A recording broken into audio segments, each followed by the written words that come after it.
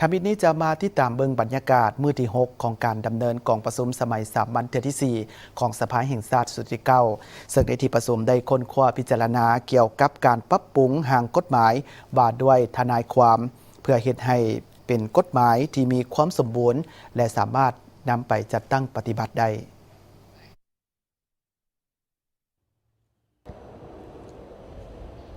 กองประชุมดำเนินโดยภายใต้การเป็นประธานของทานเจริญเหี่ยเป่าเฮ่อรองประธานสภาแห่งชาติ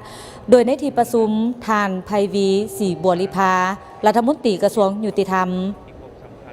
ได้เสนอเกี่ยวกับร่างกฎหมายว่าด้วยทนายความซึ่งท่านได้ยกให้เห็นสภาพการจัดตั้งปฏิบัติกฎหมายว่าด้วยทนายความในระยะที่ผ่านมาเห็นว่าพบความยุ่งยากและยังมีเนื้อในบ่สอดคล้องกับสภาพความเป็นจริงในปัจจุบันฉะนั้นเพื่อรับประกันความเป็นธรรมถูกต้องในการปกป้องสิทธิและผลประโยชน์อันชอบธรรมของลูกความรับประกันสนองหลักการให้แก่การแก้ไขคดีอย่างถูกต้องและทันเวลาและสร้างความเข้มแข็งแก่กระบวนการยุติธรรมสร้างเงื่อนไขในการเข้าถึงกระบวนการยุติธรรมสร้างความเชื่อมั่นแก่ประชาชนและนักลงทุนทั้งภายในและต่างประเทศสามารถเชื่อมโยงกับภาคพื้นและสากลประกอบส่วนเขาในการพัฒนาเศรษฐกิจสังคมเฮ็ดให้สังคมมีความสงบมีความเป็นระเบียบเรียบร้อยและยุติธรรมจึงมีความจำเป็นต้องได้ปรับปรุงกฎหมายฉบับนี้เป็นเครื่องมือทางด้านนิติกรรมและกำหนดหลักการระเบียบการมาตรการเกี่ยวกับการจัดตั้งปฏิบัติและการเคลื่อนไหวเวียกงานทนายความซึ่งกฎหมายว่าด้วยทนายความฉบับปี 2016 ที่ได้นำใช้ในนี้มี 11 ภาค 14 หมวดและ 82 มาตราแต่สำหรับโครงประกอบของร่างกฎหมายฉบับเสนอปรับปรุงครั้งนี้ประกอบมีทั้งหมด 10 ภาค 15 หมวด 87 มาตราในนั้นได้ปรับปรุงคำศัพท์29มาตราปรับปรุงเนื้อใน16 มาตราได้โฮม2ภาคเข้าเป็นภาคเดียวกันมี1ภาคได้เพิ่มเข้าใหม่1หมวด7 มาตราหักษาไว้35 มาตราคาดคะเนผลได้รับภายหลังร่างกฎหมายว่าโดยทนายความฉบับนี้ถือคำพ้องและประกาศใส่ภายหลังกฎหมายว่าโดยทนายความฉบับปรับปรุงนี้ถือคำพ้องและประกาศใส่แล้วคาดว่าจะมีผลได้รับดังนี้เฮ็ดให้เนื้อในกฎหมายมีความอุดมสมบูรณ์ละเอียดจ้าแจ้งขึ้นเข้าใจง่ายในทางปฏิบัติและตอบสนองทันกับสภาพการขยายตัวของเศรษฐกิจสังคมในปัจจุบันและอนาคตจะเป็นเครื่องมือและเป็นบ่อนอิงในการเคลื่อนไหวเวียกงานของสภาทนายความและทนายความให้มีคุณภาพมีประสิทธิผลสูงเพื่อนำใส่เข้าในการบริหารและคุ้มครองทนายความนำใส่เข้าในการให้บริการทางด้านกฎหมายของทนายความในการปกป้องสิทธิและผลประโยชน์ของลูกความได้ดีขึ้นกว่าเก่าเหตุให้องค์การจะตั้งแต่ละภาคส่วนและสังคมมีความรับรู้เข้าใจต่อภาระบทบาทสิทธิหน้าที่ของทนายความและให้ความร่วมมือหลายขึ้นเปิดโอกาสให้แก่นักศึกษาที่เรียนจบกฎหมายระดับชั้นสูงสามารถสมัครเข้าเป็นทนายความได้หลายขึ้นเป็นการส่งเสริมให้นักศึกษาชั้นสูงสามารถซอกหาเวียกเฮ็ดงานทำในแขนงวิชาชีพทนายความซึ่งจะส่งผลดีให้แก่การลดพรจำนวนนักศึกษากฎหมายชั้นสูงที่ยังว่างงานและมีจำนวนหลายขึ้นในปัจจุบันรับประกันให้ทนายความในการเพิ่มความรู้ความสามารถจรรยาบรรณของทนายความและทักษะทางด้านวิชาชีพต่างๆที่จำเป็นในการเคลื่อนไหววิชาชีพทนายความเฮ็ดให้ทนายความหนุ่มน้อยได้รับการพัฒนาทางด้านวิชาชีพ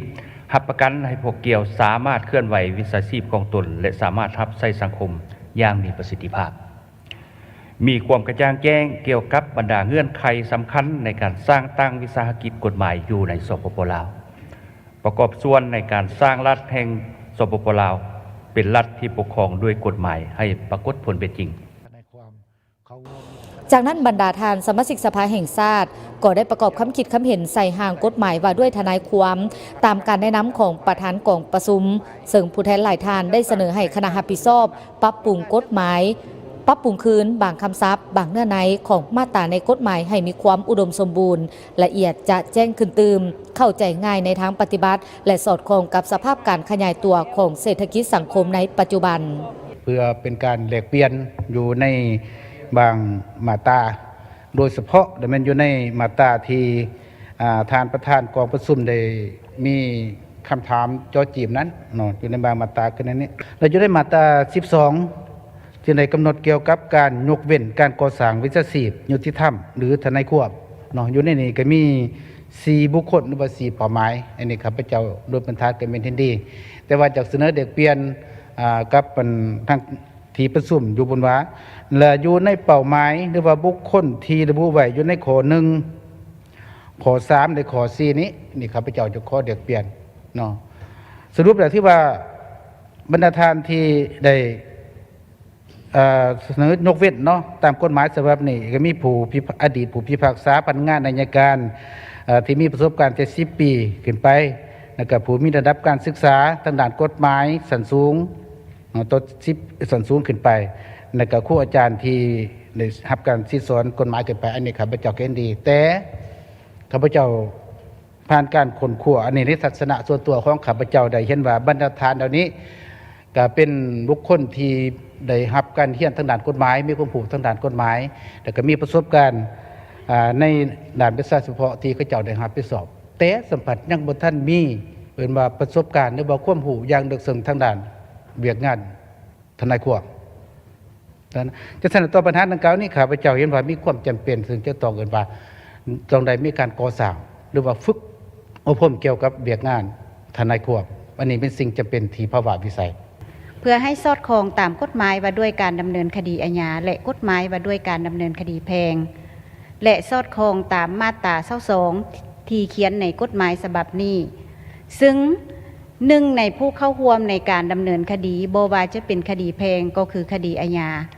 แม่นมีทนายความฉะนั้นข้าพเจ้าขอเสนอเพิ่มคำศัพท์คำว่าเข้าร่วมใส่แถวที่2ต่อหน้าคำศัพท์ในการดำเนินคดีให้มีเนื้อในว่าต่างหน้าลูกความเข้าร่วมในการดำเนินคดีมาตรา5หลักการเวียกงานทนายความเสนอเพิ่มเติมคำศัพท์การเคลื่อนไหวใส่วรรคที่1ต่อหน้าคำว่าเวียกงานทนายความให้มีเนื้อในว่าการเคลื่อนไหวเวียกงานทนายความให้ปฏิบัติตามหลักการดังนี้เพราะว่าอยู่ในสังคมพวกเขาก็คือลูกความแม่นมีความต้องการทนายความที่มีความรู้กับหลักการที่เป็นทฤษฎีทางด้านกฎหมายและเก่งทางด้านพฤติกรรมตัวจริง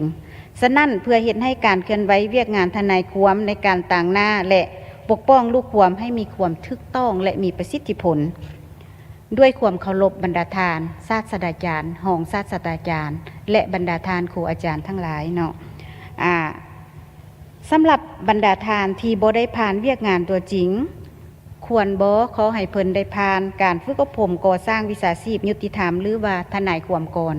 เพราะการเรียนตัวนี้แม่นพวกเขาได้เรียนเป็นระบบจะมีความรู้ทางด้านทฤษฎีที่เป็นหลักการของกฎหมายและพฤติกรรมตัวจริงไปพร้อมกันภายหลังทางกฎหมายว่าด้วยทนายความจะเป็นเครื่องมือและเป็นบอนอิงในการเคลื่อนไหวเวียกงานของสภาทนายความและทนายความให้มีประสิทธิภาพประสิทธิผลสูงเพื่อนำใช้เข้าในการบริหารและคุ้มครองทนายความเข้าในการให้การบริการทางด้านกฎหมายของทนายความในการปกป้องสิทธิและผลประโยชน์ของลูกความได้ดีขึ้นกว่าเก่าเหตุให้องค์การจัดตั้งแต่ละภาคส่วนและสังคมมีความรู้และเข้าใจต่อภาระบทบาทสิทธิหน้าที่ของทนายความและให้การหัวมือหลายขึ้น